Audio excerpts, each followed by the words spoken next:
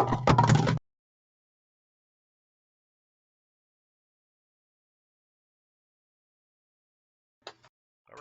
hello everybody.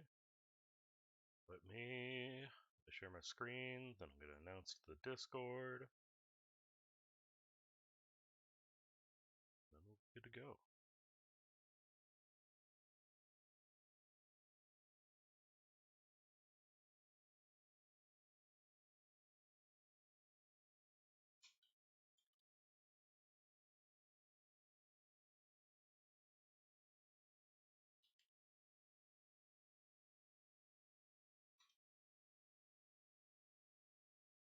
Alright.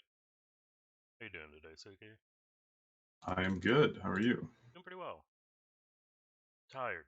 Very, very long week last week. Yeah. Finally getting caught up here. Got a lot of sleep this weekend. That was nice. Nice. Okay. Yeah, I'm still getting caught up on some sleep right now. Yep. Alright, we got one VOD from Spoon Boone, I today. believe. Yep. Take a look here. Last Silver 2. I think we're ahead of that now.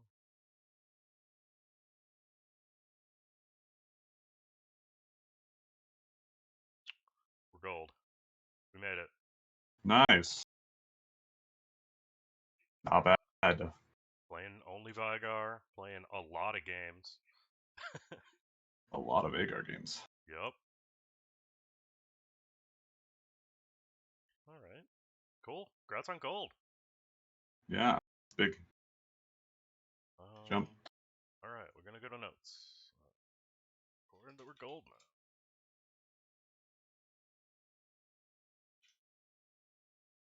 And gold. Out here, we're gonna take a look at old notes real quick.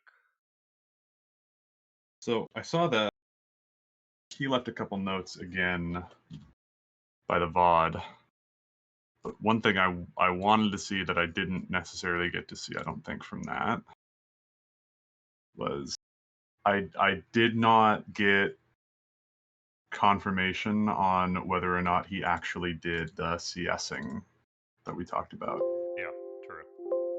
We will have to see based on this VOD, I think. Yeah, I am but I significantly quieter than Suki. Thank you, Calvin. but yeah. So just for future reference, with things like drills, sort of assigned homework, if you would, rather than conceptual advice. I would just like to hear back from anyone if you're actually doing that, because it is very important. Agree. Please hold. My dog is sitting on my lap and my phone just went off. Oh, impossible to get. Okay, nothing important. Okay, we're good. Let's I mean, we recommended drills mostly trying to make sure that we're not missing CS. In lane, Yep. taking a look at cage placement, and kind of wave management as it's crashing and whatnot. Fairly straightforward, so we're going to be focused pretty much on lane phase, CS, and utilization of that cage. Your stream game is also set as Smash Ultimate. Oh, rough, is it? Well, I'm probably not going to fix that now. I'm going to be honest with you. Sorry, everybody. I could have sworn there was a way for me to do it as a mod, but I think you might have to have like a little thing in Yeah, it'll be fine. I'll yeah. rename it when we get it up to YouTube. Minions have spawned. Ooh, that's loud.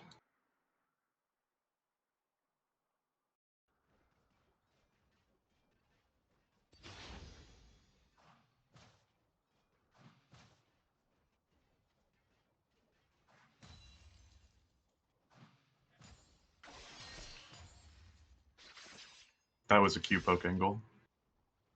Like I said, you want to be thinking about maximizing your abilities. So when you're getting that last melee minion, when Yone's walking out of the minion, just Q that minion and you get a stack off him, you get your first strike off him, and you get the minion, so you double your stacks. It's most efficient. You're going to be looking for windows like that pretty much always.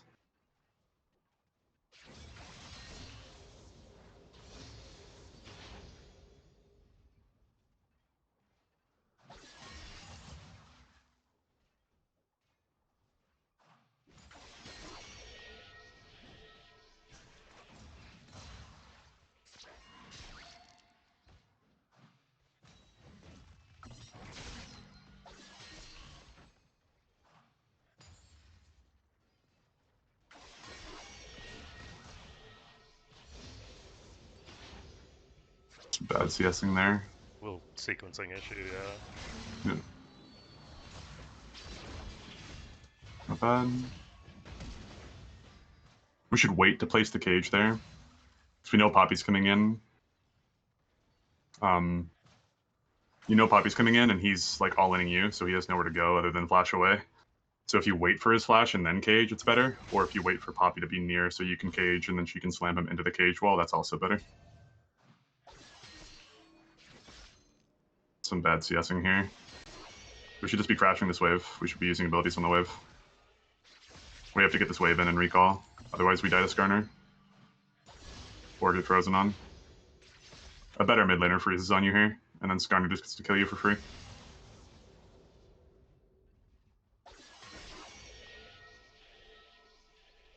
We see Skarner on Poppy, and our wave is kind of screwed. If it were me, I would have tried to full crash that wave, and then you would have been able to actually just like freely roam up to help Poppy.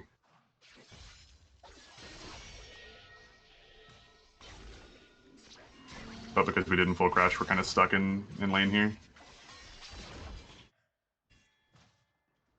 Should pop a pot. Taking a really long time to pop our potion here. Pretty much no reason not to just use it. Yeah, when he was staring you down and rushing at you, you should have hit it then. Yeah. There we go. Finally used it.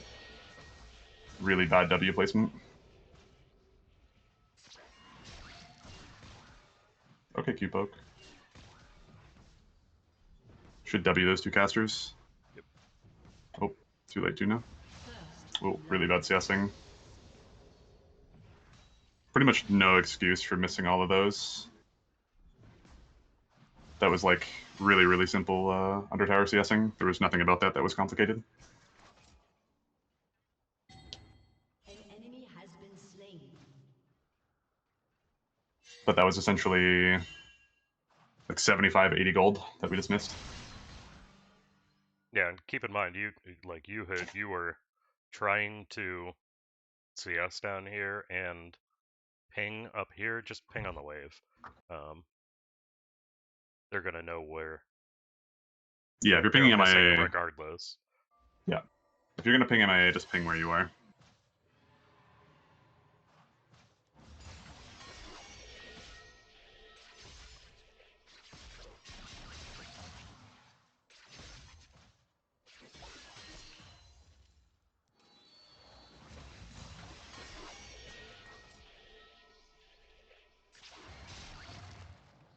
Here, we should just recall. There's nothing we can really do to get this wave in. It's fine damage, but we're just using all our mana, and now we don't have a timer to back and TP back. Makes it really awkward here. So you can look for a level 6 all-in on you.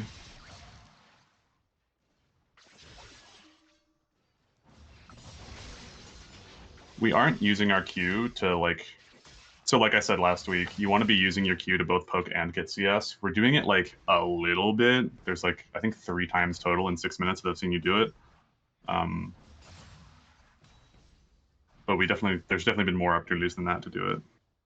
So on caster minion waves, where there's 3 minions like that, you don't actually need to hit the third one an extra time, because by the time the tower hits the first 2 and you last hit those 2, your minions will have arrived to the wave and they'll hit the back one for you, and you just get to auto it once. You missed it there because you thought you needed to prep it, but you don't. That's something that's consistent across every lane, every champion. If you're setting up on one auto and back wave minions like that, you don't need to hit the third one. Yeah, there's also, like, I think that you're probably feeling this. You recognize here that you really want to crash this wave, but you have overstayed for so many waves that you're out of mana to actually do so. Yeah. Yep. That was bad. Yep. So you have, I assume you have Futures Market. So the fact that you're backing for Lost Chapter on, the fact that you're backing for Lost Chapter on 1450 gold rather than on like 1200 or 1150 gold is really suboptimal.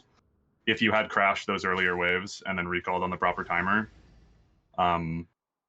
you would have been able to buy Lost Chapter and then TP back with Futures Market, and it would have given you Pria to be here for this dragon or potentially look for a kill or just have way more pressure with mana on wave.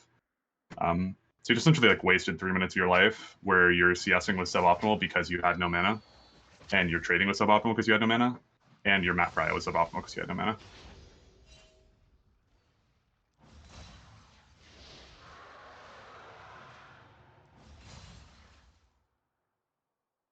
Is the FPS a little rough for you on this video? No, it might be my Discord share. That's okay. Might be me. An enemy has been slain. But yeah. Okay, it's better now. Cool.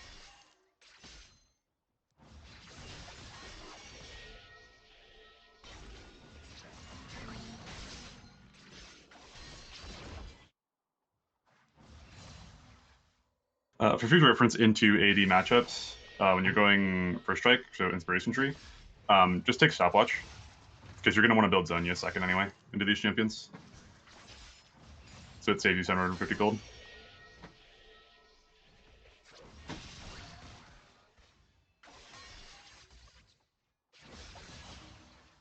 Good poke.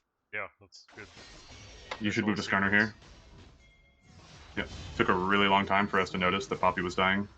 It's not good map awareness. You can't chase this. He has Merc Treads. No reason to continue walking down there.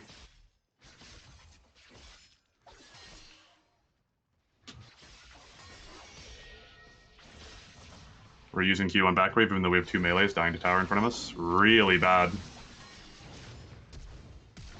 We should R. Yeah. There's a Yeah. note from Nick saying that they thought that they should have flashed that. There's a lot of things there. Flash doesn't really have to be used. It's not really a flash thing. It's more just like an everything thing. Your ability usage was really suboptimal. Your spacing and positioning was really suboptimal. Your thinning of the wave was really suboptimal. And then your like trade pattern back on him after he's already under tower is really suboptimal. If like 2 out of those 4 things is done at least okay, then you at least trade kill there. So to go in sequence, when there's 2 melees under your tower, just focus on getting the CS. Don't worry about trying to trade on the champion unless he is forcing himself on you. In that case, he wasn't. Once you waste your abilities on him in the back, he goes in on you. On that timer, you can flash that if you want to, but it's just he's R'ing for your flash and you just ease back out when you flash out, so it's just worth for him. Realistically, once he's all in you, he's pretty much gonna either trade kill on you or burn your flash. It's hard to think of what would be better there. Like, do you just burn your flash and live, but then they have timers to play on you for the next 5 minutes? Or do you try and trade kill, but then he gets wave crash under your tower, so you lose XP and CS? It's tough to choose which one's better. Myself personally, I would probably go for the trade kill, and then just TP back to wave.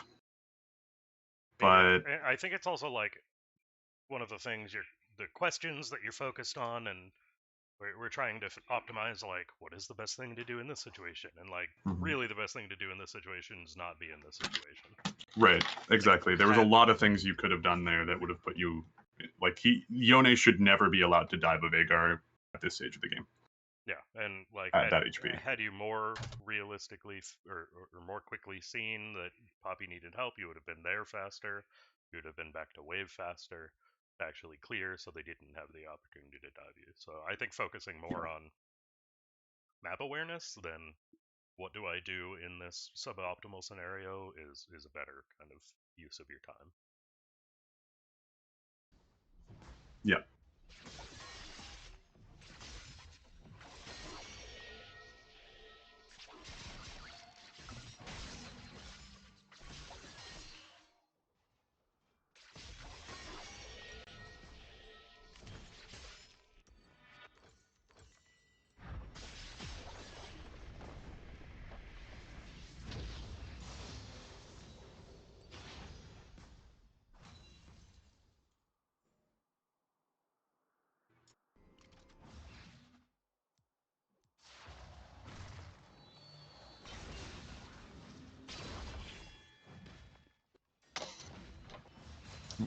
Just full crash this wave. We don't like using our abilities enough, is something I'm noticing. You, like, especially in last chapter, you have so much more mana than this. You really don't need to be, like, holding your abilities the way you are. That wave should have been in there, like, 5 seconds faster. If you just W the back wave, you could have gotten 2 Ws off, focus your Qs on the front wave, and it's fine. It's really slower. And, like, here, we can just W the 3 melees. Because we want to fast crash this and then probably reset and come back. There's no reason to be on the map. And we have 700 gold, so. But we're just not using our abilities. Really bad W. Ooh, and now we missed the cannon. Yeah, just really, really, really suboptimal.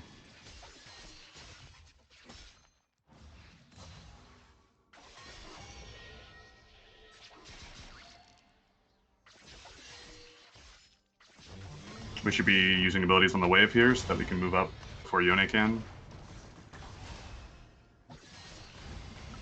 Again, just like this is what I talk about when I talk about conditions. We're not recognizing the conditions that need to be met before we do things. In this situation, you should be trying to crash, like, hard shove the wave, use QW while, like, when you see that Ornn is going to fight, you want to use every ability you can in the wave to kill all of Yone's minions so that he has to make the choice between finishing clearing that wave while you walk up first or sacking the wave to your tower or sacking the wave to his tower while you go do that so he can match you. Really bad R. We never killed her. It's fine for, like, the first strike gold, I guess, but it's just, it, you know, shuts down a 1.5-minute window we had for another kill, and Dragon's coming up soon, so it's just really bad to use R there. I think if, like, especially if that puppy had actually gotten in here, you would want to have the R later. Like, it wouldn't be hugely beneficial for him to be lower to start. You just get the kill, so. Yeah, it's one of those things where, like, you're pretty much, like, I could tell from the start that you're never getting that kill, right? Like I said it before you even really are. Really bad W placement. You never get the kill, and then also Dragon's coming up in 90 seconds. So, or sorry, a Dragon's coming in 50 seconds, and your R is a 90-second cooldown. So even if you kill Yone, now he comes back to fight the Dragon, and he has ultimate and you don't. So that one kill turns into a potential losing team fight. So getting that kill in situation isn't even good in the first place. Like, obviously, it lets you set up on Prio and get back and come back and set up Dragon, which can be nice, but having no ult on Baker is pretty big too, so it's like a cost, you know, pro and con thing. And it's just better to have the R, because you can facilitate the push without using the R in a self-bar. Hit me. Yeah, we should, we have 1,400 gold in our pocket here. Like, this is, like, Dragon's up now, and we're still just walking around. Really bad E placement.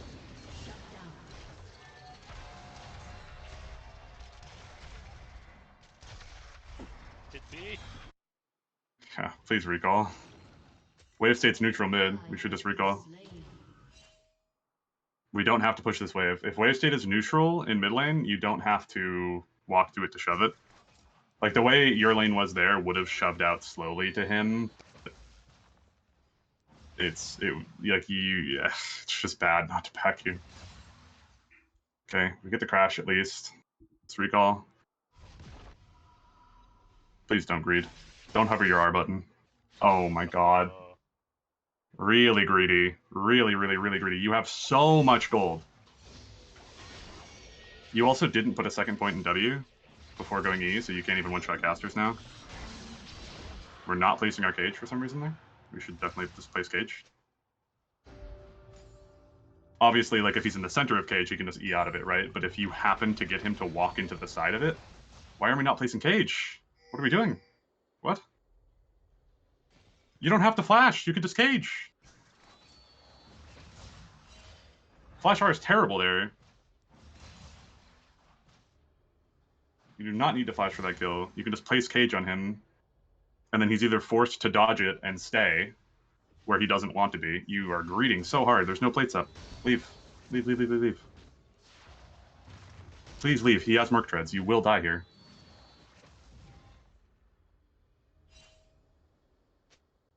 Please recall. Oh my god. Spoon, this is really gross, dude. I'm sorry, like, this is probably the worst sequence I've seen from you ever. This is like 7 or 8 minutes of straight overstaying, losing windows, misplacing every ability, and losing CS. This is like really bad.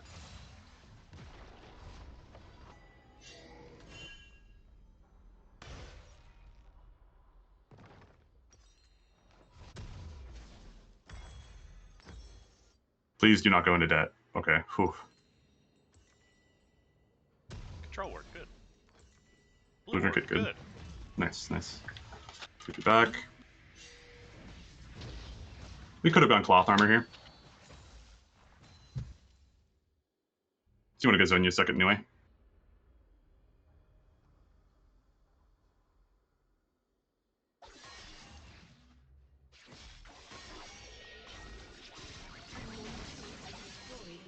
Really bad spacing. Yeah, TP back and lost all our HP immediately. We're just not placing cage. Like, we're not threatening anything. You could have Everfrosted in there, too. Like, we're just not threatening any ability or using any ability. You should... No, no, no. There's a cannon. There's a cannon. There's a cannon. Please get the cannon minion. Oh, no, no, no, no, no. Okay.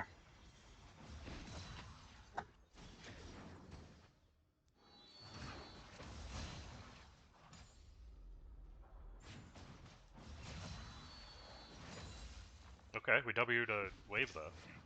Yeah, not bad, not bad, not bad. Please do not look bot. If you start walking bot, I'm gonna scream. Okay. Whew.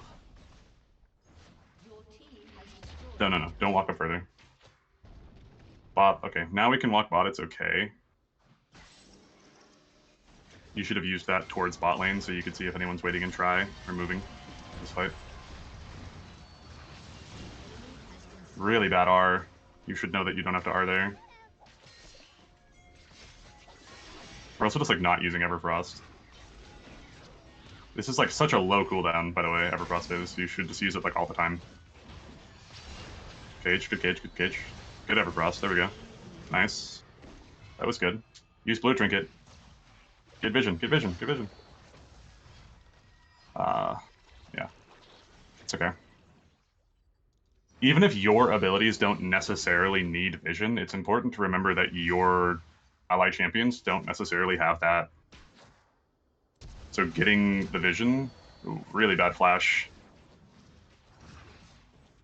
Flash for flash is not good as Veigar. That Vayne has a lot more maneuverability, and her team is a lot more focused on feeling her than you. So like her flash is a little less valuable than yours. It was muted to stream. The sequencing too, like you hung out there, pushed this wave right into this vein, then you flashed the vein, and you came back probably a good 20 seconds. So like you would, had you just come back and backed, you would be back now. Your Lux wouldn't be getting dove, and you would be in this fight again. Yeah. Pantheon, Pantheon, Pantheon. Pretty bad. Okay, not bad. The Everfrost was misplaced, but it's fine. We used it. We used it.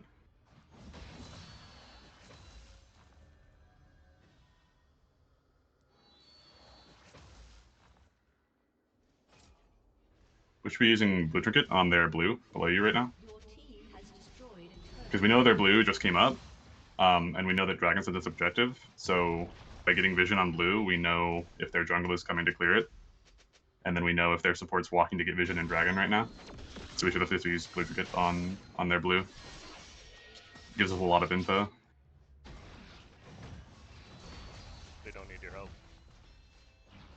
You also, so I understand why you're doing the typing thing. You should stop. Yeah. The whole idea of you turning your chat off is so that you aren't taking 5 seconds or 10 seconds to type something to the chat that's like removing you from paying attention to the game. It doesn't matter if it's to us or not.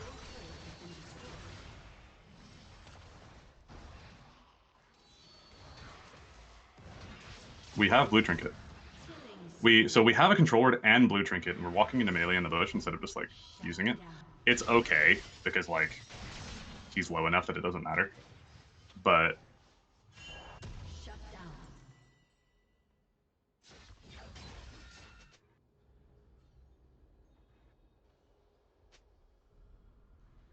But it's just like a habit I'm noticing, is that we just don't think to use our vision.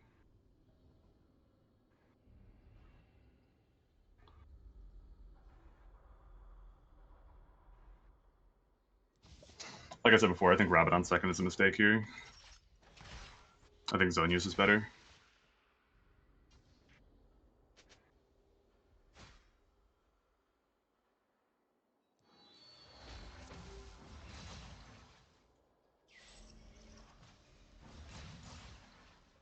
Let's W the back wave.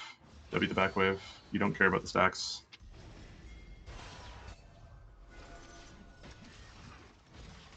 It is more important for you to be at the fight that 2 to 3 seconds earlier if you just insta-clear than it is for you. Really bad R again. Than it is for you to get 1 extra AP on the minion.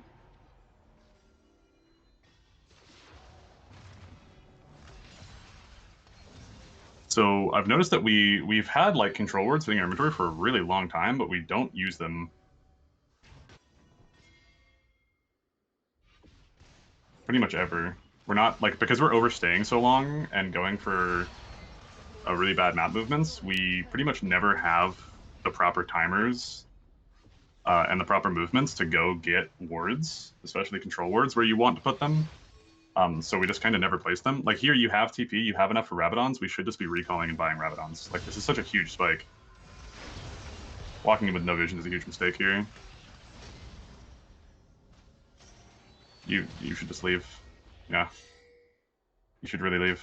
You have Rabadons. Please go buy Rabadons. Yeah. Yeah, I mean, this is just the biggest thing I'm noticing. This is, like, really... Like, we're just, like... We're not paying attention to our own gold. We're not paying attention to what power spikes are really important for our champion to hit. We're not paying attention to where we need to be, where we're allowed to be. We're kind of just letting our, like, silver gold teammates control everything we do, right? Which is not what we want, because the goal is for you to outgrow these people, so you can't just do what they want you to do.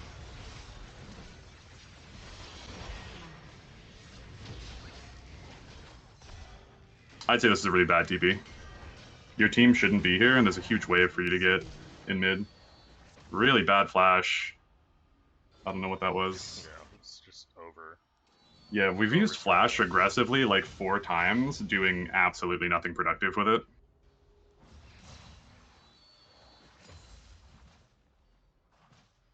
We also just don't like space ourselves to look for ease. We're not spacing to like... We're not spacing to control space. We're just standing still pretty much. Okay. Run away. Yeah. It's... Yeah, we should leave here.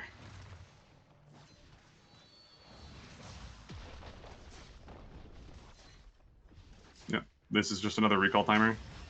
This is something that like a lot of people do, especially in like lower elos. They think that because they just recalled, it means they can't recall again. If you look at high elo games, people recall when they have timers. It's like when you recall is not like, so when you recall is defined by a lot of factors, but one of those, like, none of those factors are when did I last recall. I probably recall too much, if I'm being honest. Like you do not care when you last recalled when you're thinking about recalls.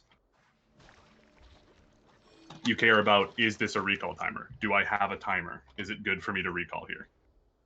So like here, you have 1k gold, you can just go spend this. Your team loses nothing from you being off the map. There's no objective, nothing to worry about. Just recall, buy, come back. Because when you're recalled, it's less time that you're a potential threat. So when you're off the map, it means you're no longer at risk of being ganked or killed because you're in your base, right? So that's time where you are actively preventing a lose condition. And then you're coming back onto the map having spent more gold and with full HP and mana. Therefore, when you come back on the map, you are maximizing your potential win condition. Okay. She needs to recall there. Why are you telling her to heal? There's no objective up. Dragon's not up. It's not spawning anytime soon. Lux should have recalled there. There's no reason for her not to. There's a huge wave dying in mid that you're just not getting right now for no reason. We pretty much spent the last like 10 minutes just walking around with our team doing absolutely nothing, getting like a random kill on Vayne, I think. Really bad ever for us.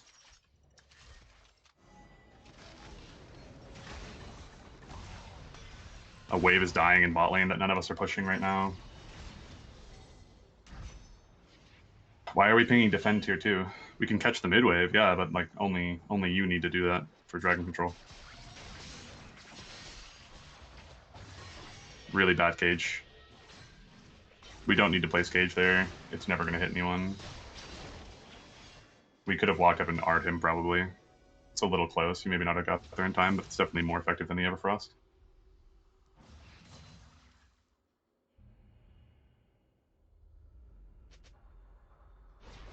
So we should just spam abilities on this wave. We'll clear it. Hey, there's a cannon. There's a cannon there. What are we doing? Hello? Okay. Yeah, I don't know.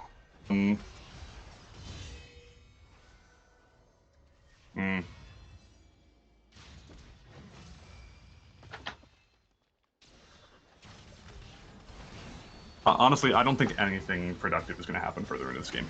Yeah. I think what's probably going to happen in this game, if it's a win, I didn't check, is going to be you're continuing to randomly deathball with your team. The enemy team's going to int, and you're randomly going to win, and you just end the game. I don't think anything that's going to be like able to be analyzed is going to happen, especially from a macro standpoint. There's just like nothing happening here. They also, I mean, like, when it comes to notes, I don't think that we're really doing anything different, right? Because we didn't level W to level 2 then max cage, right? Which is the first note and the simplest, and that didn't happen. I think cage placement was a little bit better, but it wasn't necessarily for zoning, it was for catching the Yone, which is fairly I don't think it predictable. was. I don't know. Cage placement was really bad. Yeah. I think I saw maybe one cage that was good in the dragon fight. Other than that, every single cage could have been better by a good margin. So, I mean, CSing, I think the auto attacks on CS looked a little bit better. they did. Ability usage on CS was still really bad. So like seeing that, I would guess you maybe did some CS practice in practice tool, but not the CS practice that we said to do. I would assume you just went in and did a few minutes of like CSing, is what it looked like. It doesn't look like you actually went through the 10-minute drills as standalones. So, and then obviously mouse accuracy drills, I don't think you did at all because the ability placement was really bad, like random Ws, random Qs going like way off to the side. I think probably like one of the things that I would like to hear. Obviously, you're coming with notes, which I greatly appreciate, frankly, and I It's appreciate great that you're doing it. I think considering that like you brought another VOD, having received these notes, where you did not fix these notes, I would like to know and hear. Are you having issues with something? Are you not sure how to do it, or did you just like not put the time in? Which is like fine if that's the case. But come with like, I guess, come with like, I don't really know exactly where I should be placing this cage, right? Or I don't know something on here, and that will be helpful, more helpful for us to give you better notes, because I don't want us to just keep saying like, hey, this is bad, or you need to do this slightly differently, and it's not clicking for you, right? I want to get down to like what is working. Yeah, exactly. If you have questions about things, like I always try and say, like if you ever are watching the VOD review and you have questions about things that we're reviewing, questions about things we're saying, obviously you can type it in the Twitch chat, or you can also just DM me anytime. If you just DM me on Discord, I'll respond to you. Random questions. I know I reached out to Spoon personally a few weeks ago and sent him that on League. That he can just talk to me whenever he wants. Yep. So if you have questions about anything, just let me know. But yeah, this definitely wasn't a great VOD. I think if we went step by step through every single note we left, I don't think you did a single one of them. Like even down to the macro, recognizing clear waves. You weren't clearing or crashing waves. recognize when you need to thin the wave. You weren't doing that either. Yone dove you randomly at level 6. Didn't level W twice. Cage placement was pretty bad. Abilities on CS was also pretty bad. Using Q on both minions and champion for maximum stacks was also pretty bad. I think I saw it like 3 times total. Mouse accuracy was also really bad. Just randomly misplacing Ws and Qs off the wave and off Yone. So that's one of those situations where, like, I'm not expecting you to do these CS drills and suddenly you're 9 CS a minute every single game. Like, that's not what I'm expecting. It just doesn't happen that way for anybody. Even challenger players fall in CS. Sometimes it depends on the game.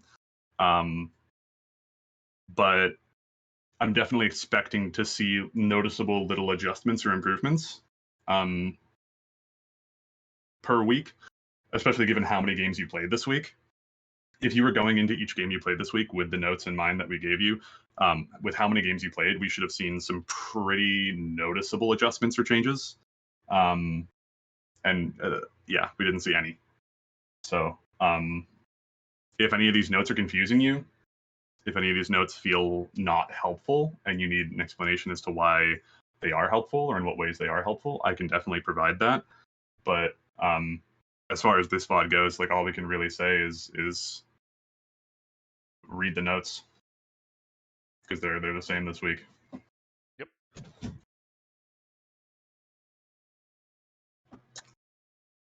All right. But what do you think we should do next, Suki? Well, since we just did that one, I do have the Vagar VOD I recorded. Okay. I can send that to you. Sure. You can just mute it because it's only music, because I screwed up the recording. But... yeah, that's fine.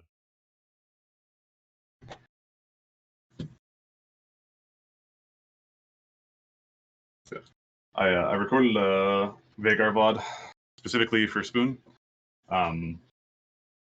just this morning actually. So just look at this and allow you to sort of see some of the thought processes and some of the adjustments, some of the, how am I using abilities, how am I using Cage, why is Everfrost good into melees and engage, stuff like that we'll point out in this VOD.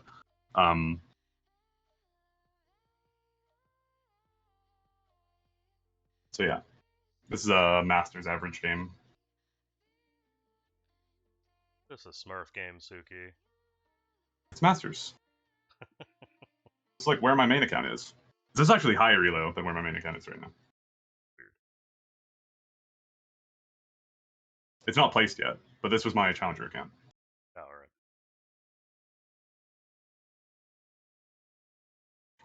I have like 3 or 4 Masters to GM MMR accounts. Stopwatch, is that because there's a... Yep, stopwatch is Kha'Zix? because Kha'Zix Yes. Kha'Zix and Jax and Silas, all of which are melee, all of which like to dive on top of you. Yep.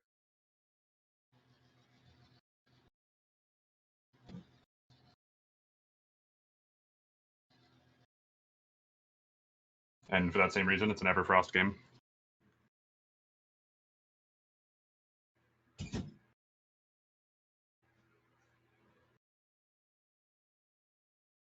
It's proccing first strike there. He walks up, so I get the Q to the minion on him. Couple of stacks. Level Cage on 2 here in case Kha'Zix comes for early gank.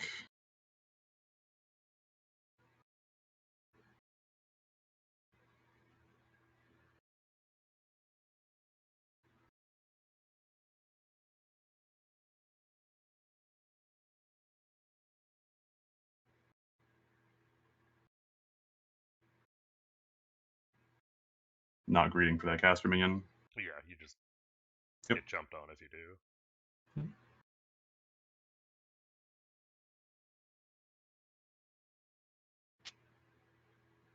I should probably main Vygar, considering I am a black mage. Yeah. So here I'm waiting for the cannon to get low enough to look for poke on him, but he backs off. W the melee is there to thin the wave. Crash this, right? Yep, so I'm just using abilities, thinning the wave, autoing pretty much constantly. Wing the back wave. Crash the wave. See Kha'Zix top. Just gonna go recall.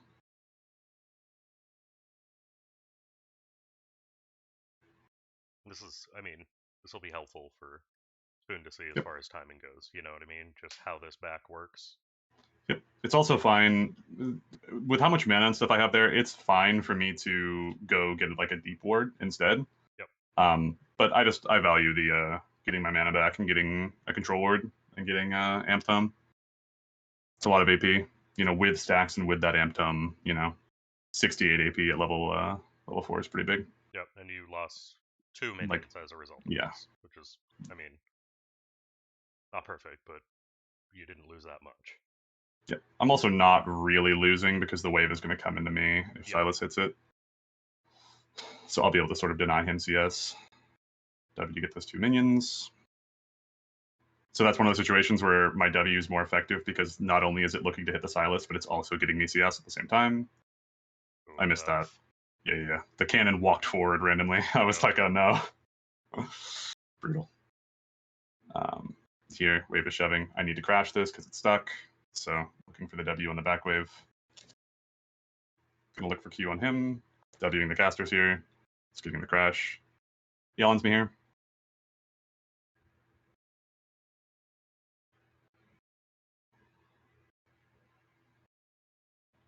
Just delaying Silas here. I'm dead. There's no point using flash or anything, but he loses his wave because I delayed him for so long.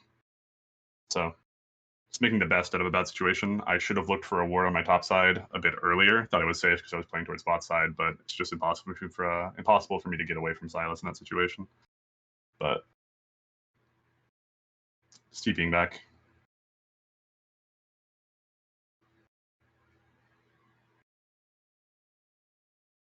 Let's place cage around him there. No reason not to. It also noted delays minions too. Yep. So here, minions, see. Missed the one because the tower, but I make sure I'm looking to path down as I kill those, and then I'm walking to the fight. So the wave is neutral. I think that the relevant thing there wasn't necessarily that you were sequencing spells as perfectly as you could, but it was rather you are using abilities on the wave to get out so that you can help the team. Yeah. So if we go back a little bit here, just talk about how we played the dragon fight here. So I make sure I'm, getting those minions as I walk down, position myself for the fight. I'm walking down, I'm pinging my cage so my team knows it's up in 3. I'm walking down. I'm not going to flash because there's no point. I just Q. And now I'm walking down because I still have cage up.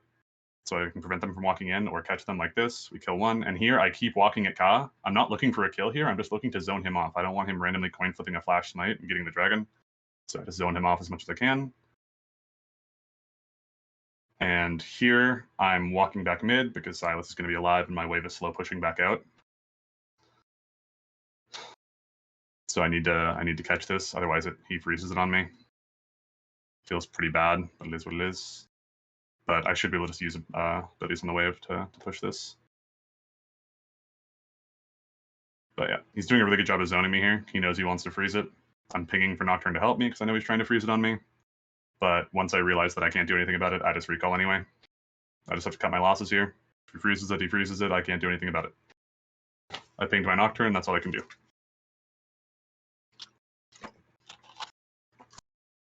Back. Lost chapter. I buy a refillable here. You don't have to. Refillable is like a... What's up? When can you get Blue Trinket? What is the actual timer on that? Level 9. Level 9, thank you. It's only good on ADCs or very specific situations for casters. Yep. Stuff like Veigar or Xerath. I usually get it on Victor. Yeah.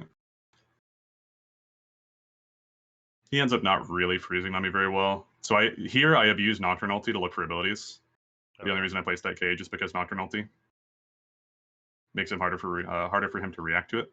Here I'm trying to crash the wave because I know I need to get this wave in or it freezes. I should go look for a ward here, but I think I'm just trying to... But here I E there to stop him from getting the cannon. So he misses cannon because I E. I think that's why I wanted to pressure him on CS. But I could have looked for a ward as well. But he ends up missing the cannon, so it's definitely worth. Okay. So, looking top lane to see if there's an angle for a roam. There isn't one. So, I'm just going to look for deep ward here. I walk Safeway back to lane so I don't get cheesed by Silas. Why both wards there? Both words because if so, pink lasts forever. Yeah. That other word lasts a very short amount of time. So I placed that one further up so I can see if Kha'Zix is coming from a long period of time, and then the pink for later on if we end up playing Rift Herald. Sure. And then also if he stays to clear both of those wards, it gives us more time to react to roam up with Nocturne and Eye and kill him for it. So there, like I didn't necessarily have a good buy or anything, but it's just a recall timer for me, so I just recalled.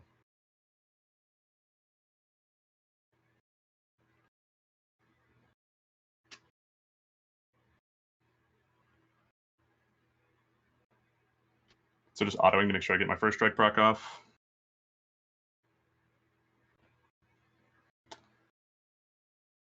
Sketching wave at tower.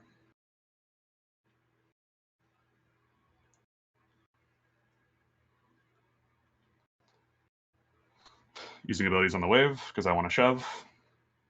See, Kha'Zix is clearing the pink now, so I'm going to push and then walk up to it if I can. Zoning Silas off the roam. I know that Kha'Zix is there, so I'm playing hyper aggressive because I want him to try and fight because they don't know that Nocturne's here. They bite on it. Cage placement was a little awkward there. I should have placed it a little more up. It's still fine. I'm still playing hyper aggressive here because I know that Nocturne's here. Flash away so Silas can't get the guaranteed R. I have Cage back up, so I'm playing aggressive here. Place W, R Silas, combo. Kha'Zix walks into Cage. Yeah. Auto, nice. Just gonna get one plate into recall here.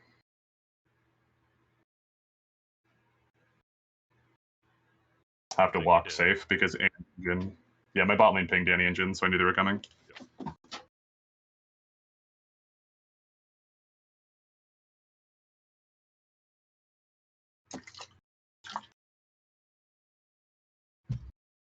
Waiting for Emptum. I don't want to go in debt for no reason.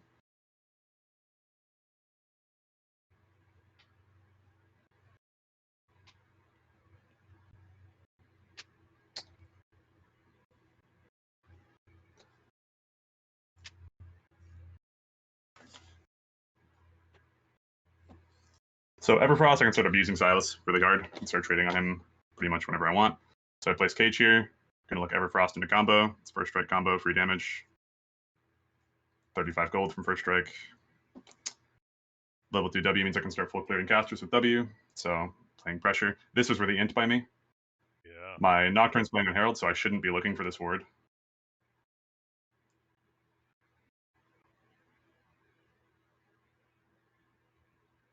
You saw their bot lane too. Yeah, I saw Kha'Zix. I didn't think he had the range to get on me here. Thought it was safe once I got back in lane, but Kha'Zix just self set a bush, a lot of move speed. I have TP, so it's not the worst thing in the world. But yeah, I realized after the play that I don't need vision deep on bot side because my Nocturne's on top side, so I can just play the top side. I don't need to see bot side to know that I'm safe from it if I play towards top because my Nocturne's up there. So I should have just played towards top.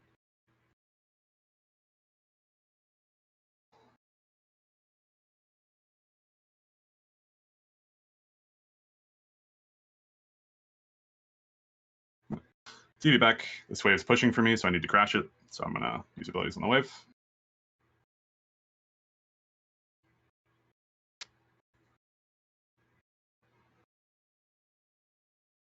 Feel pretty safe with E and Everfrost up. So, aggressive here. Everfrost, look for damage. It's another 37 gold from first strike. That's an insanely short cooldown on Everfrost. Yep. So I just spam it for trades. I'm zoning him off melees, casters here. I don't want him to get any of DCS. So use Cage there and then use abilities in the choke so he can't walk through it. He misses all of them. Kha'Zix here, I know my Everfrost is coming back up, so I know that I can walk up here and trade. I'm playing here because I know I'm going to Everfrost if he walks for the auto, but he knows as well. It's another 17 gold from first strike. So I don't waste my Everfrost there trying to look for something random. I intentionally wait to see if he goes for the ward. Really important to have like the control of your abilities like that. So that Cage is just zoning Silas off CS again. I noticed this pink when I died earlier. So now that I have the timer, I walk down to clear it. Feel much safer playing on my bot side now because I know that we have Ward on Dragon and my Nocturne's nearby. So crash here, just a recall timer. Let's go get my mana back, spend my gold. Dragon's coming up in 4 minutes, so nothing really to play for. So I may as well just recall and get the timer. Boots. Armbird. Oh, you get Emilio. I literally have no idea what they do. Broken stuff. Yeah. But I don't interact with them much here. Nocturne dies bot lane. I see my Silas down there. So here I know Silas is going to be walking up towards mid. So instead of showing on the wave, I wait till I see him walk out. He reacts fast. Good play by him. Sphere. I'm just spamming abilities on the wave. There's no reason not to. I know that Kazakh's spot side, so I'm not at risk of anything. That's the thing too. Like it's tough early game, or at least you have to like find the recognition point from early game. So, you can't just spam the wave. Yeah. So if you go back here, but yeah. If you go back like 15 seconds here. So Annie comes through mid here. I have to use flash because I aggressed a little too hard. I didn't expect him to just like sack all the minions, try and trade me here. Dodge the E, Q auto. See Annie, so I start walking away. Here I flash towards my tower instead of towards bush, because if I go towards bush, they can keep chasing me. Annie's going to try and do the same thing that Ka did, so I'm looking for the same kind of trade. She spaced it well. A little harder when they're ranged. Yeah, I expected her to walk a little bit closer to the ward to auto it there, but Annie has the longest auto, right? Yeah. The longest support range in the game. So replace my ward with a blue trinket there. Play on tower. Get autos for free here. I know that the top side. Here I'm trying to zone the cannon again. I do. It's another cannon he missed. Dodge the E, walk away. Combo him. Nocturne's coming. I do as much damage to the Jhin there as I can before I die with a Q. Because I know I'm dead. So ends up okay. No argument for oh, did you already use stopwatch? Yes. Yeah, okay. Yeah. And yeah, there is no argument for it, because Strax is coming. Yeah, true. So the same way that Nocturne died, we both just would have died. But it ends up being a 2 for 2. Not great because of the shutdowns, but we did crash the wave on their tower, which means my wave is being slow pushed back into me. So not the worst thing in the world.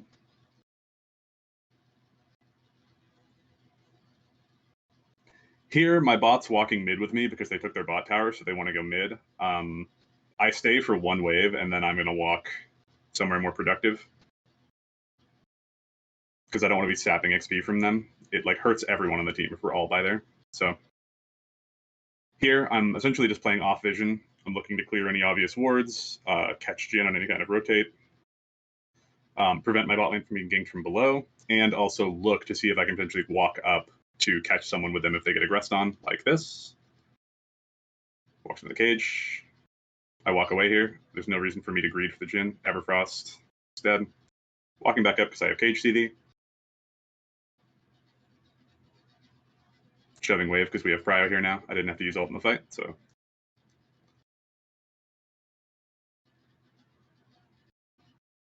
My team ends up running away for some reason. I think for resistance because it seems like it's just free to push this, but they just left, so. Yeah, you want to catch that wave bot. But that was 42 gold from First Strike now. So now here's when you start seeing the real benefits of First Strike, where you start doing a lot of damage with 1 or 2 abilities, and you get big chunks of gold for it. So Dragon spawning soon. I have TP. My team is bot side. I know that I have a timer to walk top. I'm pinging my Udyr that I'm coming top and he's to path to me. Because either we get this kill for free and then I get to TP bot anyway, or, you know, whatever. But kill the Jax, plus 50 gold, plus 350 gold. So now I'm just going to walk back mid. I use this sweeper to check to make sure Kazakh isn't freezing me in the bush. Catch midway for Prio. I know I have enough damage to clear this really fast, and I still have TP. So I'm just going to hard push this.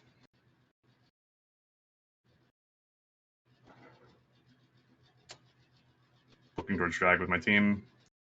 Because they got the Jin pick and because I killed Jax, I don't necessarily need to recall and TP back.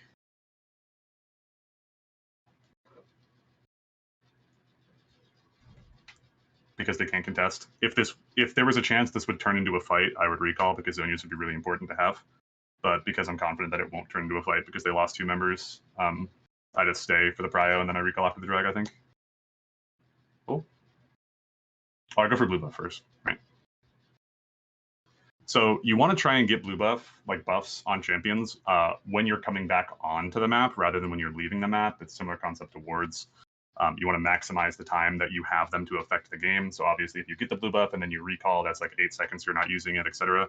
But because I have TP here and I don't want to spend the time walking back to the blue buff and then TPing to my team, I just get the blue buff. So typically you can go Rabadons, second or third. Veigar really likes the item, but I decided Cosmic is really good when they're trying to all run at me like they are. Cosmic did just get a buff, I think, or it's getting buffed soon. Spoon just asked in chat, when picking Drake right there, is there a reason you stand on the left side of the objective? Is that to stop anybody jumping over? Yep, I'm zoning Kha'Zix.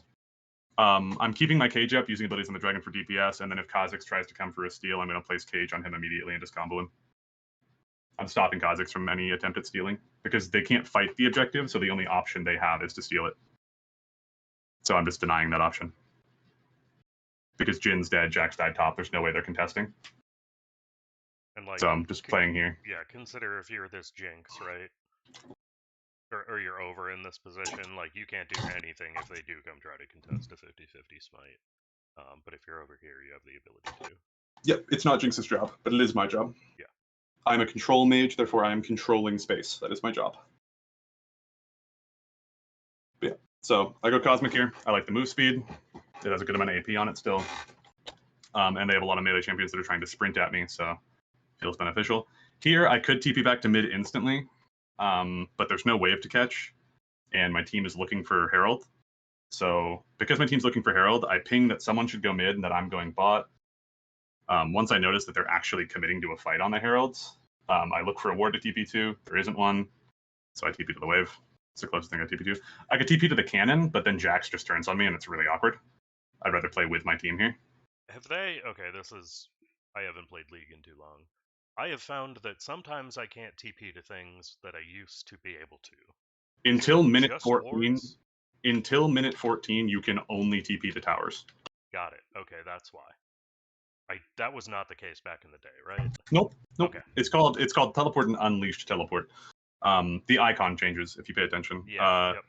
The pre 14 minutes you can only TP to ally towers. Post 14 minutes you can TP to all the stuff that you used to be able to TP to, like minions and wards and stuff. Cool. Okay. Thank you. It just came up in my games enough times for me to be like, why? So you see here that I place the cage for Jax, but once it misses and they start running us from below, I turn to zone the bot side because I know I still have Everfrost. So if we go back here, see exactly what happened there. So if we watch, I'm playing my role as a control mage, right? I come in for my team, I have Everfrost and I have Zonias. I place the cage for Jax, it misses. Once it misses, I see Kha'Zix Silas, so I turn into the bush and start playing down. I place my control word so we keep vision. I'm playing Everfrost. Once Kha'Zix jumps in, I immediately Everfrost him. I can place my W on him because I know he's stunned and he dies. I see a cage on Jax, so I go for it. I ult him just to chunk him out so he can't participate in the fight. He ends up going into me and dying for it anyway. This is a little awkward, but I'm not exactly worried about it. I place the W so I can zone him from trying to dodge down and then just queue behind the tower.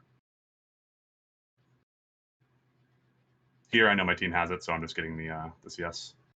Place the cage so I can't get all in. Look for the poke. I have Everfrost back up, so I'm free to play aggressively here. Playing with my team. Just looking under tower. Yep. Eating any. Damage. Look for Everfrost, but it was no point. Pretty bad Everfrost for me. So here I don't really want to fight this anymore. That's why I'm not playing up with my team anymore. Team wants to go Baron.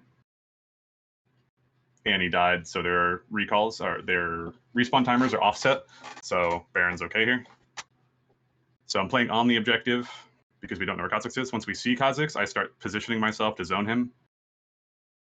Everfrost can't move, he dies. controlling space. Silas can't walk in here. I can look for one cage here, but that's it. And then I just recall.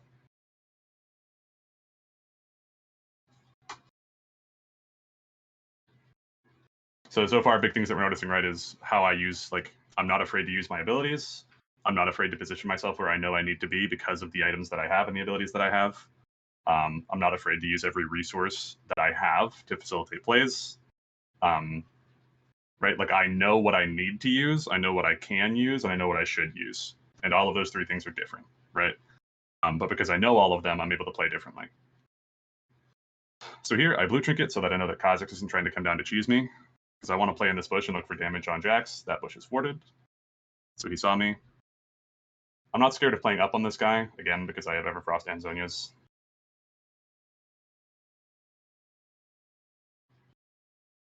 He jumps on me. You'll notice that I don't flash instantly because I don't have to. I Everfrost him, Q. I'm waiting for his second Q to flash. He Qs, I flash away. Now he's on my team. Damage. He dies. If I flash instantly from him there, I die, right? So jumps on you. Yep. So because I created space and then flashed after he used the second Q, I was able to live.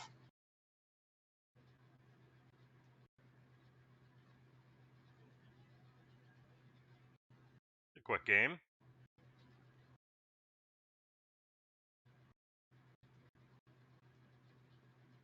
Use abilities in the wave. Here I walk up for an E.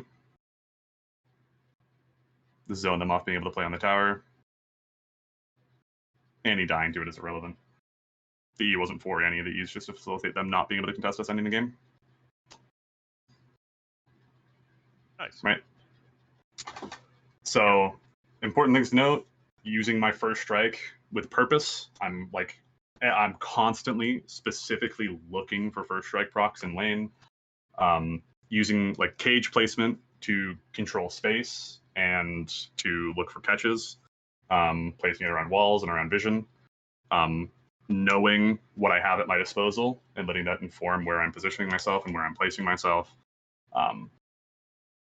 Making sure that I'm manipulating my wave before I'm trying to move to anything. Making sure that I'm taking note of when I have TP and how that informs where I'm going to be on the map. Noting where my jungler is so that I know when I can play aggressively and when I can't. Stuff like that. Yeah. I think the biggest takeaways are going to be, I mean, late game is relevant and important, right? But I think just seeing the back timings and how quickly you're able to back and knowing, demonstrate how to practice spell placements and maybe also CSing under towers. So I don't think we can do that right now just because it's your PC, so you'd have to open it. But I think what I can do is I can make that video for you personally and send that to you. Post it in skill dev. Make it Yep. at least. Yep. Might be able to. I mean, I don't play Vygar. I will. I have a VOD if you want to take a look at that, and I'm pretty sure it's a 9.1 CS a minute VOD. Yeah, if you'd like to. I guess there's probably a decent amount of under tower. Yeah. I'm also going to I'll make my that Vagar VOD. I don't. Do you want to make it public? Or you want to send it to Spoon? No, make it public.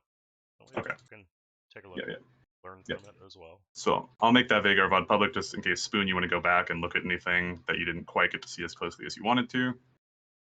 Obviously, you can check the VOD for the skill dev session as well, but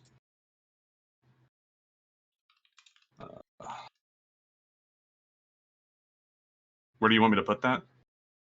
I mean, you could put it in a required reading. Or maybe we can make another channel that is just like what we create. Yeah, I'll put it in required reading for now.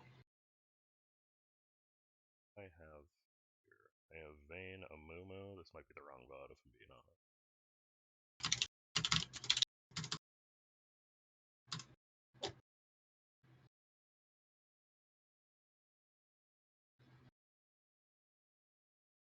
Sure this.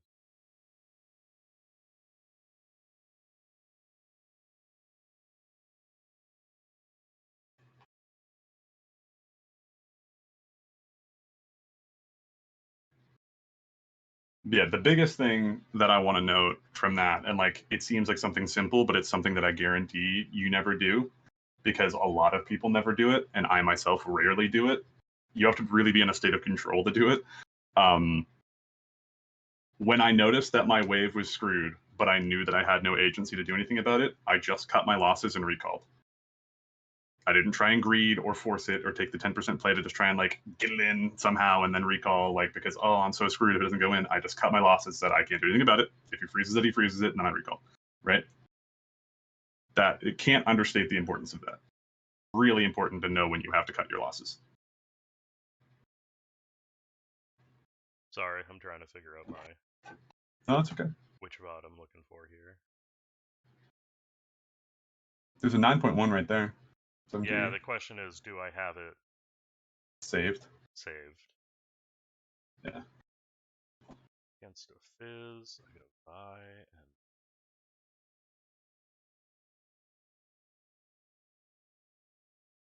let's see, Maokai or Skarner. Most recent here. Cutting your losses. Yes, when you hovered over your. No, that wasn't cutting your losses. That was you didn't cut your losses or really have an opportunity to cut your losses in that game because you never put yourself in a position to, or like the enemy team never capitalized you in a way where you needed to. What you did was a lot of greeting. You greeted pretty much always. So like when Yone is staying there, you had a good back timer there. There were really no losses in that situation. You could have just recalled. You put yourself in a situation where you would then need to cut your losses by overstaying. Once you overstay and realize that the lane is screwed and that you have no way to really contest the push and that you need to recall, and now you have to force yourself into a bad recall, that's the cut your losses moment. Other than that, there was no like real moment where you would have had to cut your losses. There was a lot of tools you had to manipulate the wave. Like when you died to Yone under tower, like the optimal play there isn't recalling and cutting your losses because you're dead to him if you dive you. The optimal play is he can't dive you there. There's no way he dives you there. The only reason he was allowed to is because you misplaced all your abilities and didn't thin the wave and then didn't space properly. So it's not like a, oh, I should just back up the wave thing. It's like a, oh, you need to use your abilities better, not put yourself in position for Azar, and thin the wave. So it's less about cutting your losses and more about like not putting yourself in situations where you're going to get killed.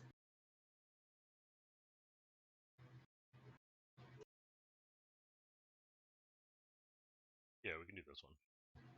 Okay. Sorry about that. Ooh, it's a long VOD.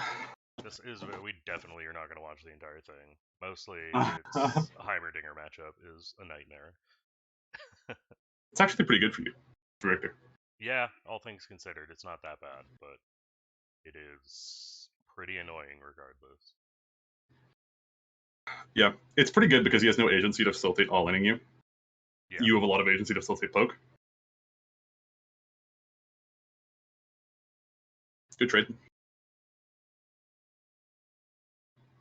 Is this metal? Oh, hey. Keep it muted, though. Really bad going for the autos in that turret. You took like 4 minion autos there. It's like 60 damage. Yeah. Cute. Good trade. Stop. Yeah. You need to get out of range of Heimer turrets. This is why the matchup feels unplayable for you, is because you're not treating minions, like you're not treating turrets like they're minions. If minions were hitting you in a wave like this, you wouldn't stand there and take it. You'd walk away, right? Right. You know, like if you're going for a last hit on a minion and it starts hitting you, you walk away. You don't just tank it and get the last hit. No, that was an absolutely accidental ward, if I recall correctly. That's okay. I do that all the time. Yeah. So right now, like you've used both your pots and you're like half HP, and literally the only damage you've taken is from turrets and Comet because you didn't respect that range. Yeah. I think, I guess, I don't really know against Heimer, like, how much I should be prioritizing. I just know how bad it feels when he has 3 turrets up and is, like, starting to strangle. So this is something I had to talk to the varsity team about because they were worried about Heimerdinger's support. When you think about Heimerddinger strangling you with 3 turrets, Instead, reconceptualize it as this Heimerdinger is perma pushing. Yeah. So what happens to perma pushing players? They get ganked. Your jungler comes and dies to all this turrets. Yes. Yeah. But Heimer can't facilitate not pushing. Right? Yep. We should wait until Talon Qs and then flash, so that he has no way to follow our flash. Heimer can't turn his turrets off. So if you let him have turrets and manipulate that to your advantage, tell your jungler he's going to push, etc., then it's just bad for him. Also, the more turrets he has, the harder it is for him to CS. True. Just disrespecting Heimer range. We got hit by both of those turret lasers right there. It's really bad. This is a recall timer. Yep. So, yeah. So you hit turrets when you're allowed to. Because you're allowed to hit them. No point in selling Biscuit there. It sells for 5 gold. Literally 2 seconds. Yeah, it doesn't make a big change in this way. Yeah. Especially because you're TPing back. It doesn't make any difference. Yeah. You just lose Biscuit now, so you have less regen. Here, we're tanking minion damage for no reason. So we actually just took a lot of minion damage to screw up our own wave there. Yeah. This is also, I don't know if you noticed when I was going through Tracker, this is fairly early in me swapping and learning Victor. No worries. It's not a... Oh. Yeah.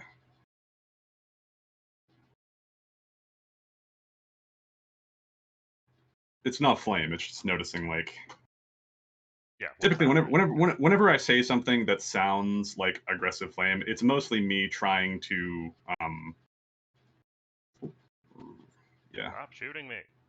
Yeah, so we're just not walking out of range of the turret there. We took so much extra damage because we're like staying in range of the turret. Yep. If you walk away, it re-aggroes, which means you can walk back into its range without it hitting you. But because you stay in it forever, it just continuously hits you. Yeah, so now we have no TP and we're down all of our HP. It feels really bad. We should be playing on the bottom side here to try and shove Heimerdinger up into Maokai. Yep. He does it. On his own. Thanks, Heimer. Try and place the W a little bit behind him so he has to run through it if he wants to run away. Yeah.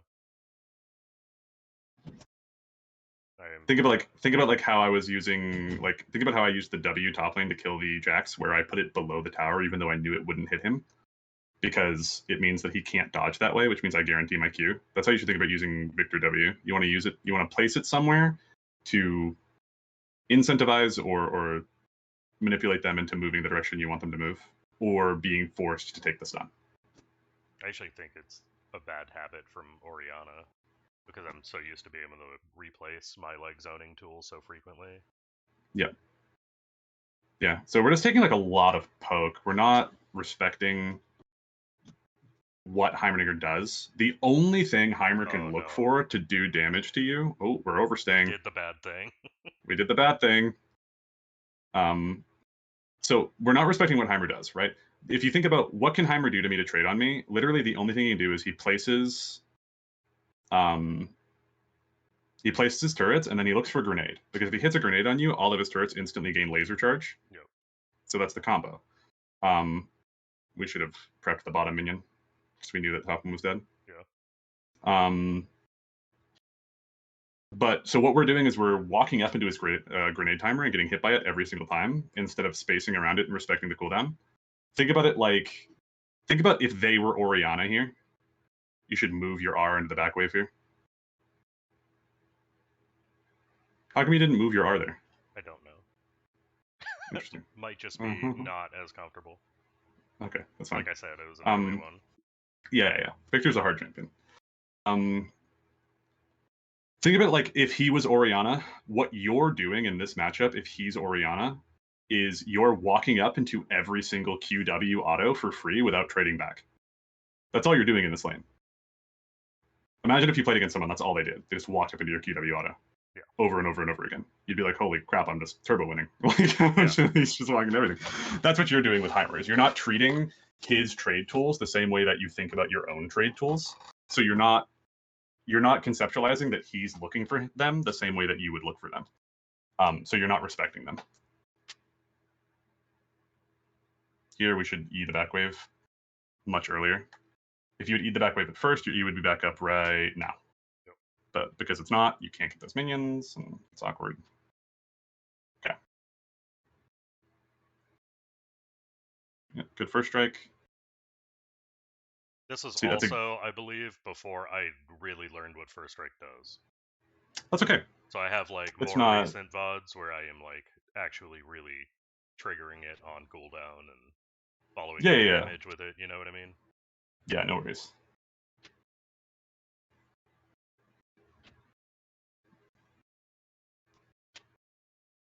There's nothing. Remember, like, there's nothing.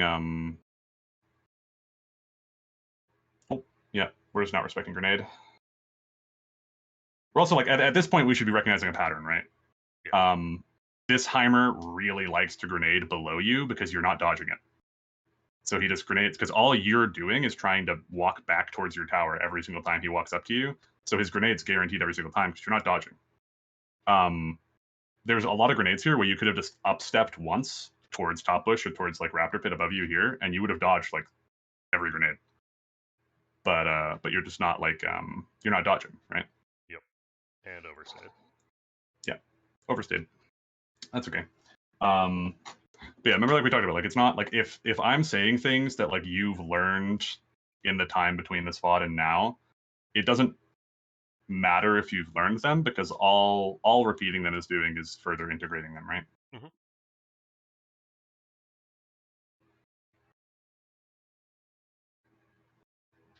Yep. Fiendish.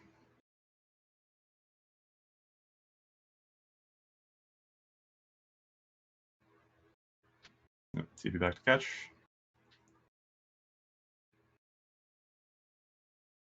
And grenade.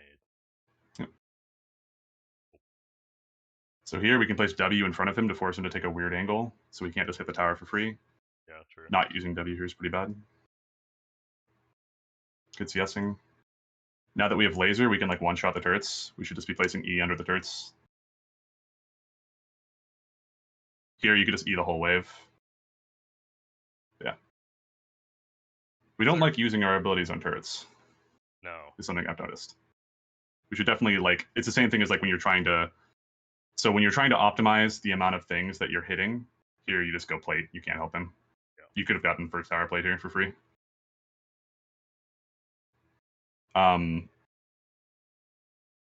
It's one of those things like I talked about where like when you're using your abilities on wave, you want to be trying to optimize how often you're hitting the minions and champions together.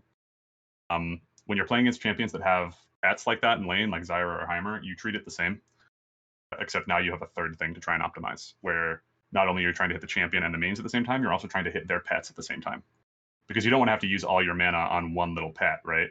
Yep. But if you're going to use that mana on the wave or the enemy champion anyway, then why not try and kill two birds, one stone? So like there, you could have looked for the E on turret and on him at the same time. Here, you could be placing your W to stop him from being able to walk at you like this. We need to get out of the turret range. Yeah, I also notice like how much better I play once I get my upgraded E. It is like such a night and day difference. Yeah. Oh no, not the big one. It's fine. You're fine. The big one functions the same as the little ones. It's just stronger. Yeah. So if he's not alive to throw grenades at you, then it's never going to like big laser you. It charges really slow. Oop. Yep. Remember, like I said, we want to flash after the Q. Yep. Otherwise, he just follows the flash. So if we had waited for him to Q us, placed W beneath our feet, then flashed away, he would have been slowed by the W, wouldn't have been able to catch up to you with the R, and then you can't follow the flash with Q, and you get away.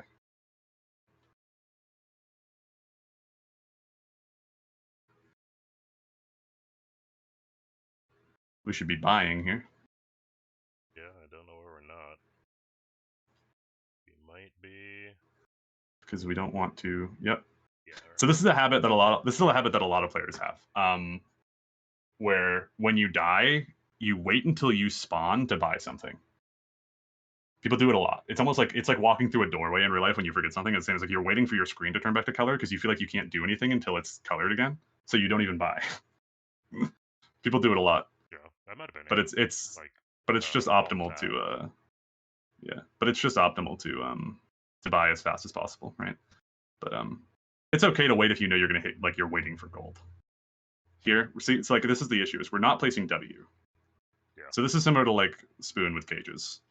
If you place W on him there, he can't stand on his turret, and then he's not in grenade range, and then he can't trade on you, and then he's like the big tower starts taking aggro, and then it's totally fine. But because we're not placing W, he's allowed to just like really, really oppress us.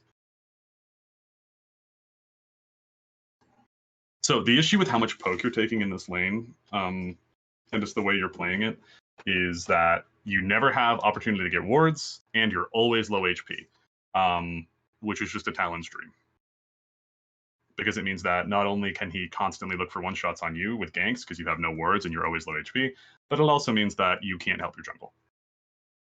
If Talon ever wants to invade you, he can just invade you for free because you are constantly out of position to do it. I die. Yep.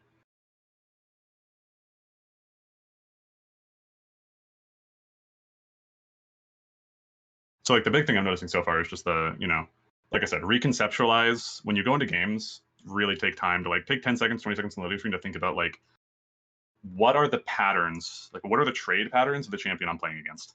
What is he looking for? Like if I'm him, or if I reconceptualize his champion as a champion I play, what are we looking for in this situation, and how do I not give that to him? Thinking like that would have helped you a lot in this lane. Yeah. And then the W placement, kind of similar to like what happens with Spoon, where like he just doesn't place cage. If you look at like the lane phase of like how I play Vagar versus Spoon, and like look at how much more frequently I was using my cage as a trading tool. Right. That's similar with like Victor W here, where you're just not using your W to facilitate any kind of like control of the space.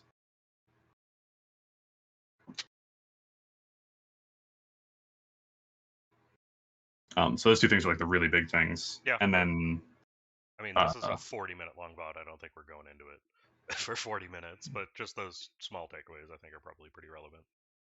Yep, those are like I'm just yeah. I'm just trying to like prioritize those things because I feel like if I don't say it, then we end up like where I think it's harder to remember like, okay, what were the notes? Because it's like I used my W bad there, I used my E bad there, and it's like, okay, let's reconceptualize. It's not necessarily that the E was placed bad there, it's that we weren't trying to do the right thing with the E. So like let's reconceptualize it. It's like, what am I trying to do with E, right? Right. Because that's the kind of like note you can take in the next game. So those two things are like the only thing I would really note here. Because like a lot of it's going to be result based. Like this game, a lot of the further notes are going to be result based analysis, right? Because like if, for instance, you were to correct those things, like if you start correcting your W usage and correcting, like making sure you're not giving the enemy champion everything they want on trades and stuff, then this whole game is different, right? Because you're nowhere near as low HP so constantly. You're nowhere near, in death threat so consistently. I stepped on the trap. It's okay. If we had looked for an initial E and then flash to follow, our E would have come back up and we could have looked for a second E and killed her there. Right. I think it's relevant. One of the things that I've been trying to fix is like I can very consistently go even in lane, even when I am making mistakes. Yep. You know what I mean? Like my farm is Yep. good, but I'm never really coming out of lane like way ahead of my lane opponent, and like therefore I spend the majority of the rest of the game trying to just maintain that farm lead and keeping myself strong instead of like going and just killing everybody early. Yeah. It's so I in League I call this, and the terminology is going to sound like, if people read into it, it sounds negative, but it's not. It's just like literally how you conceptualize it, how I conceptualize it. Learning to neutralize in League of Legends is learning to crawl. Yeah. So the first thing you need to do as a League of Legends player when you're getting, like, especially climbing from bronze, climbing from silver, the first thing you want to do is reconceptualize what you're doing is learning to crawl. Understand that the first thing you need to learn how to do is learn how to neutralize. If you can't learn how to neutralize a lane, then you don't know anything about the lane. Think about it like standing on a skateboard. You can't start riding the skateboard until you can stand on a skateboard. And you can't just skip that step, right? You have to stand on it first. That's like what neutralizing is in League. You need to learn how to stand on the skateboard. And then once you know how to stand on the skateboard, you need to start learning, okay, now how do I ride it? How do I start picking up speed, going slow, going at like a walking pace, and then learning to speed up, and then learning how to ollie, right? Stuff like that. And then in those things, you'll make mistakes, and that's when you start learning how to fall, right? How do I recover from a fall? How do I stop myself from taking, from really hurting myself when I fall? That's what learning league is like. It's the same thing. So neutralizing is learning how to crawl, and it sounds like you have a good handle on that, and it looks like you have a decent handle on that from like your CS averages in your games. You're pretty much consistently like here. You know that you can't really do much mid lane. Your team has it covered, so you're just going to go catch topside. You have TP for dragon, so you may as well just catch this wave. This is a good prioritizing of like prio and waves. Like this is why your CS numbers are high, because a lot of players would just sort of walk around in mid lane doing nothing here.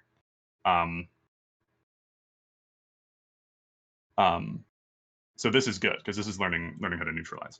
The thing is though that like you said, like with your lane, like if you start win streaking just based off neutralizing, like you get some lucky games and you end up like in high silver gold, this Heimer is going to kill you like 7 times. Right. Yeah. So that's when it gets hard. But like that's not to say you wouldn't further learn how to neutralize as you climbed, because that's you do when you start realizing like, oh, Heimer can just kill me here. That's when you start learning like, okay, I can't do this. But what we're trying to do is just like get in front of that. Yep. Yeah, the neutralizing is good. Like your CS numbers are good. Your itemization is fine.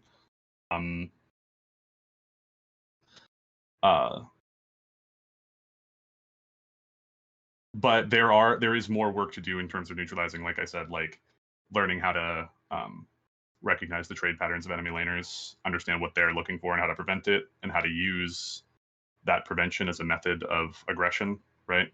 So in this lane, if you know that he's looking for E, only when you start recognizing what he's looking for and how he's looking for it, can you then start manipulating when and how he's looking for it and using that to your advantage. Yeah. Playing on when the cooldown's down, stuff like that. Like I play against Malzahar extremely well. I played Malzahar for a long time. You know what I mean? I know exactly what he's trying to do, and therefore I can kind of play to it. I just need to learn. Heimer has always kind of been a question to me, so I just need to learn the matchup better. Yep. It's just understanding what he's looking for, and it helps to reconceptualize him as other champions. Think of champions as other champions. Think of champions' abilities as like, because they fall into similar patterns, and it's intentional. It's Riot has talked about this. It is a game design choice. Most often, linear skill shots will be on the Q key. Yep. Most often, movement abilities and stuff will be on E. Like it's a game design choice. So if we reconceptualize champions and understand that like they share aspects and how we can sort of understand at a fundamental level their shared aspects, only then can we start to understand their more advanced concepts and how their abilities actually differ, right? Right. I want you to know that I just got a meeting notification for a budget meeting that I am supposed to have that I thought was tomorrow, and it is tomorrow. It's a 24-hour meeting notification, and it scared the absolute hell out of me. Like, is this happening right now? Oh my god. Oh. Place the R, place the W. That was good. Yeah, I'm pretty sure we run away with this game from this point forward, because I stay. Yeah. It looks like your team is doing okay.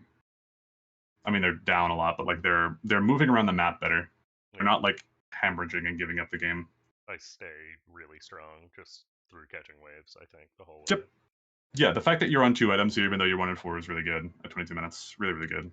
So definitely the wave catching helped a ton. But that's what I was gonna say. So being able to neutralize and not being able to aggress is so. Dopa, who is, I don't know if you know the name, but mid laner, TF player, yep. A lot of yeah, TF based on what I remember. A lot of Orianna TF control mages. Yep. So he's been rank 1 Korea a lot. Dopa consistently hits rank 1 in Korea whenever he plays. So his quote is there's no such thing as aggressive and defensive players, only good and bad ones. And what he means by that is there's no such thing as a good defensive player. If you're defensive, it just means you don't know which windows you can take advantage of. Right. So it's, but what that means essentially is that you also have a good defense. You aren't dying for free, right? Like you're just not categorized as such a thing as aggressive League of Legends players. Just like aggressive League of Legends players are just coin flipping. Right? You're just like, if you're perma aggressive, you're not considering anything. But if you're perma defensive, you're also not considering anything. You have to balance the two. So like it looks like you have a good idea of neutralizing, catching resources, but there's just not so much like an understanding of how to manipulate or how to look for trades. But like I said, like that has to come after, right? You first need to understand what the enemy champions do and what they're looking for, and then you can think about how you can take advantage of it.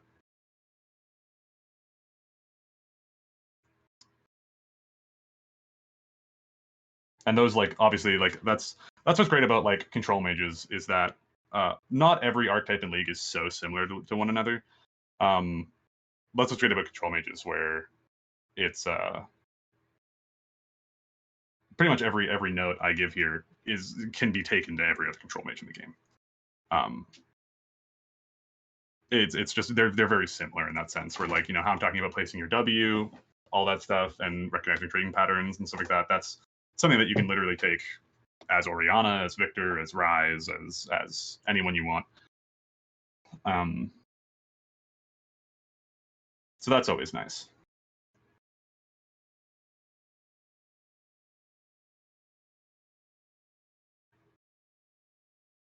Yep.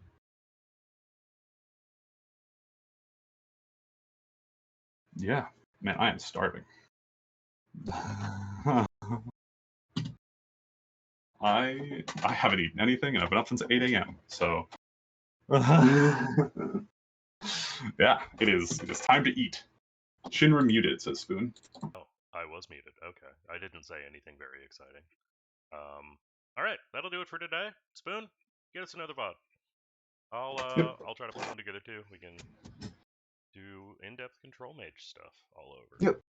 And Spoon, like I said, if you want to DM me anything, any questions, any whatever, it might take me a bit to get back to it if I'm like, commuting to school or in class or something, but I'll obviously get back to it. Just message me whenever. Don't feel like annoying. Don't feel like you're badgering me off hours or something. I'm always down to talk. And then also I put the, if you look in reading, what's it called? Required reading, I put the Vagar bot in there. So if you want to go back and watch that and further look at like, okay, go through and look at why is he placing the cage here? Why is this better than the way I place my cage? Why is this worse than the way I place my cage? Etc. Just think about it. Really put your brain on that. I think that'll be very helpful. Cool. All right. Thank you for joining today's Suge. I will see you soon. Yep. Have a good day.